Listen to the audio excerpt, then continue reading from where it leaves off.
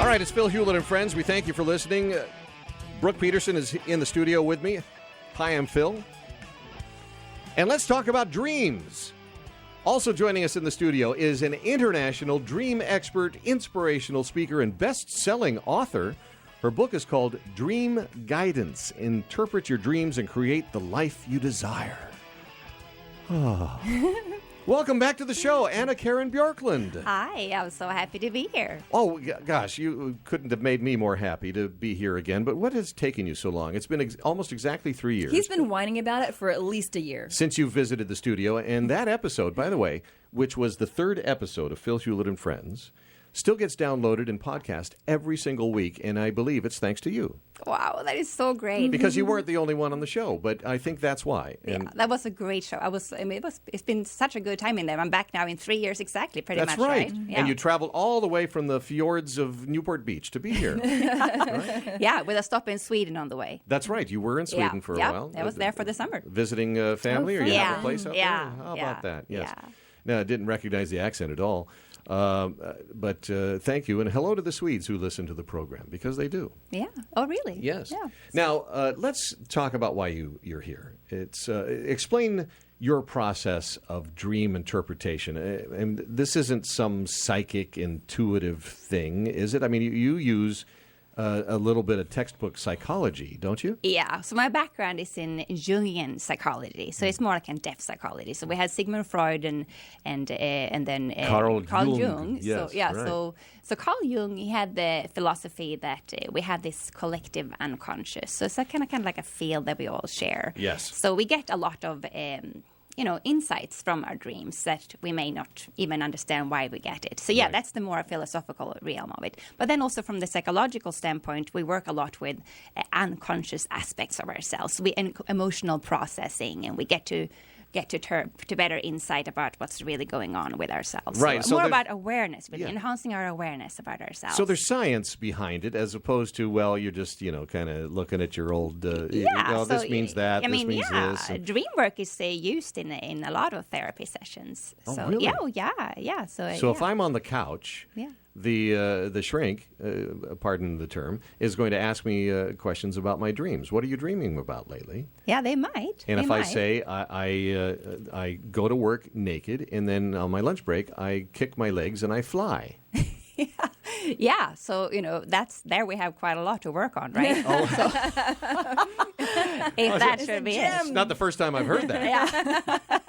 No, but then we'll sit down and you will see, wow, okay, so how did you feel when you're walking around naked? So that could kind of indicate if you're feeling uncomfortable walking around naked, that you Yes. might feel uncomfortable right now in your life. You might feel overexposed. You might have said something a little bit too much on the radio. Yes. And people are seeing through you, and you're walking around naked all of a sudden. But what You're if I totally feel exposed. what if I feel right at home? You see, that's a proud. whole different ballgame, right? Yeah. Happy and naked. Now- You're feeling so confident. You're happy to sharing of yourself. Yeah, but now I'm a sociopath.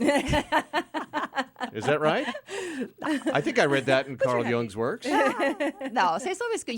To start with those dreams, and then you can kind of get discussion going and Yes. see where you are right now. You Right. can get a lot of insights about yourself that way. Incidentally, we have a special 360-degree camera in the studio for this segment, and it will be posted later on YouTube, Okay. the LA radio studio in which we record these programs. We'll post this on their YouTube page, and then we'll link to it as well so that you can see it. And the interesting thing about this camera is that you can watch it and then grab your mouse and move the camera around as you're watching. That's really you could cool. Look at the ceiling, you could look at the desk, you could look at Brooke, you could look at Anna-Karin, you could look at me. But why would you look at me when two beautiful ladies are in the studio? Well, yeah. Good question. Yeah, I'm just a guy. Now, are dreams broken into several different categories? Yeah. So the way I approached dream work, I look at some of them as more subjective dreams. So what I mean with that is that they come to learn us more about aspects of ourselves that we don't really know so much about. So in those dreams, characters typically show up, but they represent unknown aspects of ourselves. So if you dream of your spouse in your dream, for example, but it might actually be you that is represented by your spouse. So you can see that, this is actually the way I'm acting, or that's actually something I'm doing as well. So that's the subjective dream. So how would you know if this is just actually you? Or is everybody in your dream really some aspect of yourself? Is that the idea? I mean, typically it tends to be like that, but we also had more of the objective dream where characters can actually show up as themselves. And then it's more about you getting to terms with how you really feel about a situation. So enhancing the communication with that person. I always wonder about the dream life and why it doesn't happen when we're awake. I mean, why do we dream anyway? I mean, we're asleep. I mean, we're supposed to be just shut down. But somehow, when we're asleep, the dream life is unlocked. And that's always been fascinating to me, that you don't hold the key to get into that area when you're awake. Yeah. Well, isn't that fantasies? Wouldn't that be kind of like fantasies, daily fantasies? Well, that's what maybe when you're absolutely nuts, you can do that. But but you know what I mean? It's strange to me. I mean, why do we dream when we're asleep? Yeah. So I mean, I think it is because they actually used to think that you only dream during these REM states, but they have found over the last few years that you actually dream a little bit in between as well, which is quite interesting. Okay. So, but either way, you are pretty much unconscious. So you're tapping into your unconscious side. So your personal unconscious, the collective unconscious, you're getting a whole other realm connected to. Because when you're awake, you're so conscious, you don't really get connected to all those other dimensions. Whereas when you're sleeping, then you're so tuned in to everything else that is going on. Right. You're not distracted by all the other input. Yeah, exactly. Yeah. Now, is it true that when you're in the dream and you're paying attention to what's happening, and sometimes it's so real, it seems like it's actually happening, right? And it seems like it's been going on for an hour. Is it true that it's really only just a blink of a second? That's how long the dream has lasted? No. Some dreams, actually, so this is the way it works. So when you start sleeping, your dreams are quite short to start with. And they happen in intervals of like 2 hours or so. So we had about 3 to 5 dreams per night. So the first dreams are a little bit shorter. And then the last dreams in the early hours of the morning are actually longer. So your brain's getting revved up. Yeah, so you're getting deeper and deeper into longer dreams. Right, and then you're less likely to remember the earlier dreams than you are to remember the one that goes forever in the morning when you wake up, right? So the ones you dreamt when you were just about to wake up, naturally, they'll be more present in your mind. See, that's the problem for me. By the time I get to the shower and towel off, I mean, there's no memory left of my dreams. Yeah, that's the thing. You have to stay in your bed until you've written them down. If you start jumping Who around does in that? the house, they're going to fly away. Does anybody do that, Anna-Karin? Really? Who writes down their dreams? I do. No. Do you do that, Brooke? I do not. I don't dream. I do not dream. Well, yes, you do. Apparently they say I do, but I have zero conscious dream life. I have no idea what I dream every night. What does that mean? What does that mean? It probably means that you haven't put enough attention to your dreams. So the dreams kind of feel a little neglected. So they are there. So yes, probably from this conversation today in the radio station, you might come home tonight and kind of feel a little bit more excited about your dreams. And but my dreams are so boring. The ones I do remember occasionally are so boring, so vanilla, so like realistic and literal. It's just they're no fun. But then this big dream will come along. So yeah, I think it's all about the attention we put to our dreams. If you want to remember them, we will. Yeah. So what is it about literal dreams? Yeah. Literal, realistic, very. What is?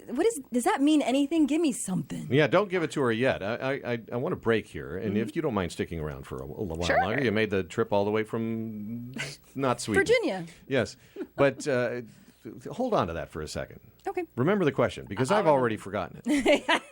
Like your dreams. But this segment of the program is sponsored by the Droma Bed, believe it or not.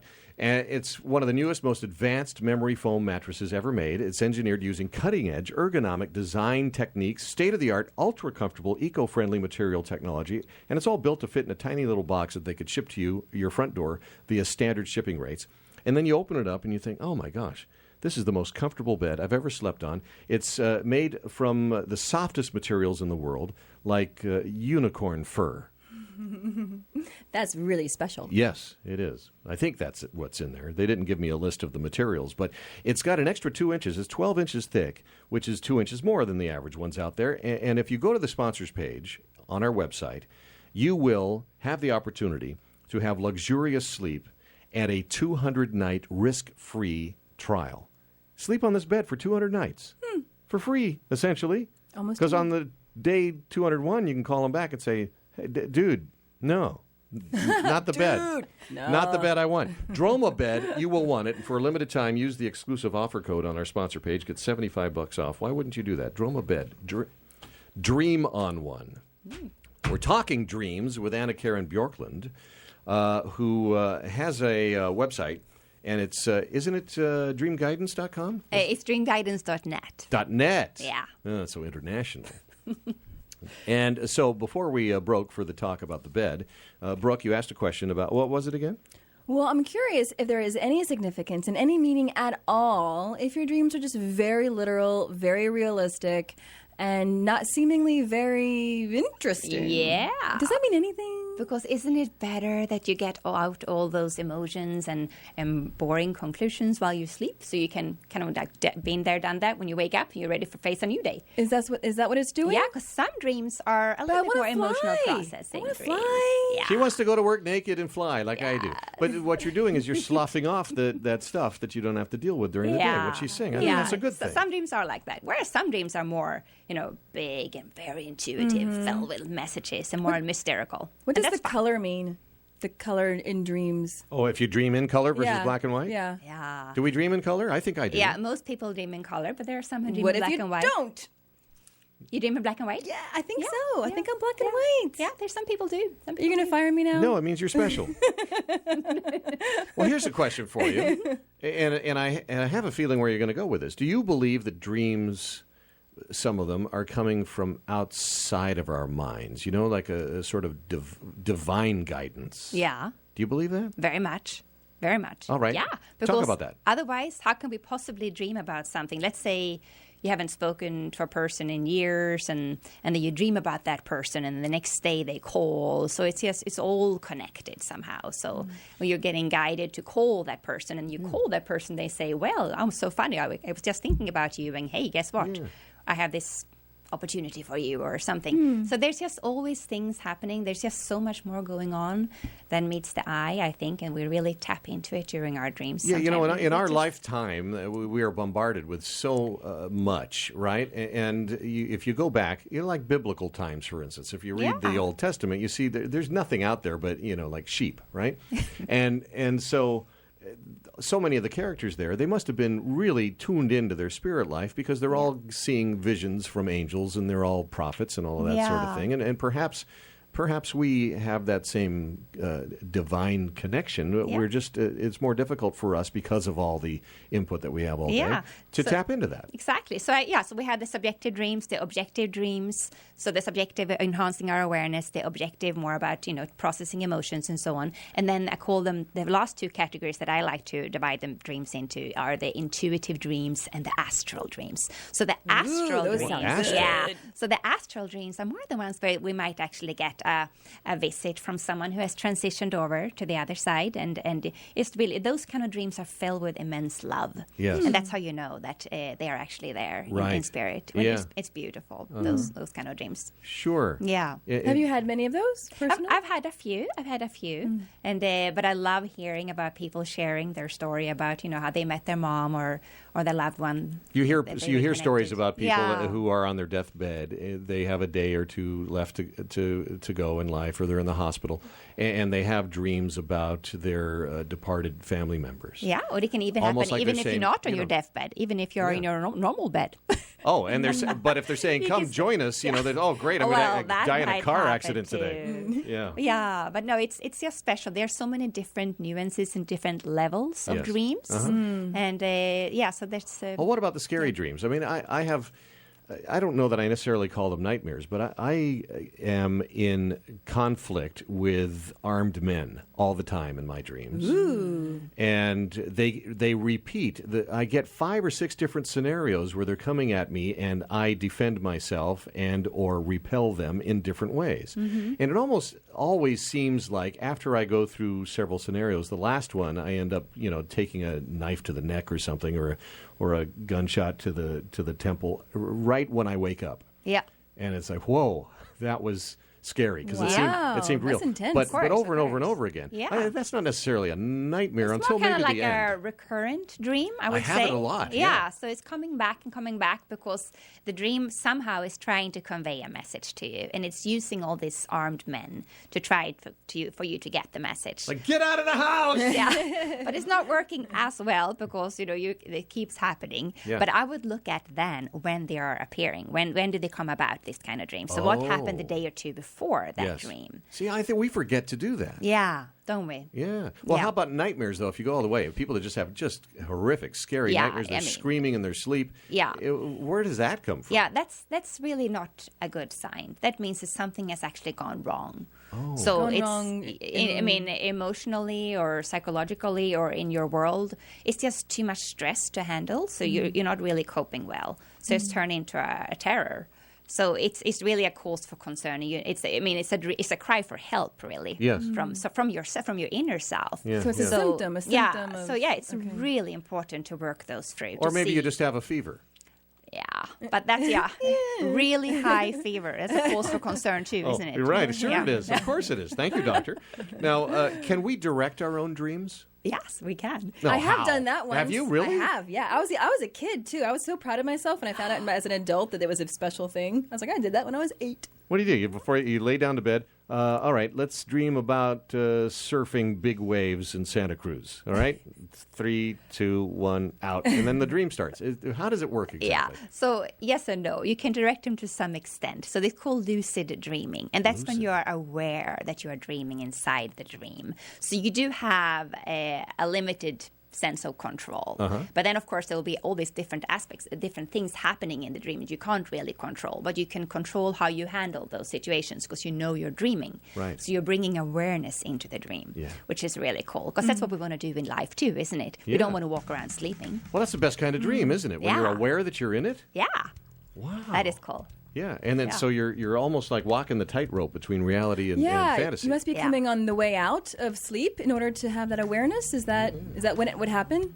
It can kind of strike any time, I think. Oh, okay. Yeah. So- And Yeah. you can develop it with practice and training. Dreamguidance.net, and the book is Dream Guidance. Interpret your dreams and create the life you desire. The book is available in the store on our website, philhulettandfriends.com. I want you to get it. And Anna-Karin Bjorklund, what a pleasure to have you here You in the don't have studio. to go. She can stay. What, stay and interview the next guest? Oh, if you want to stick around, that's fine. I have forgotten fun stuff. what's coming up next. Oh, we do have things coming up. In fact, when man meets dog, what a difference a dog makes in a man's life. Chris Blazina is going to join us in the next segment of Phil Hulett and Friends.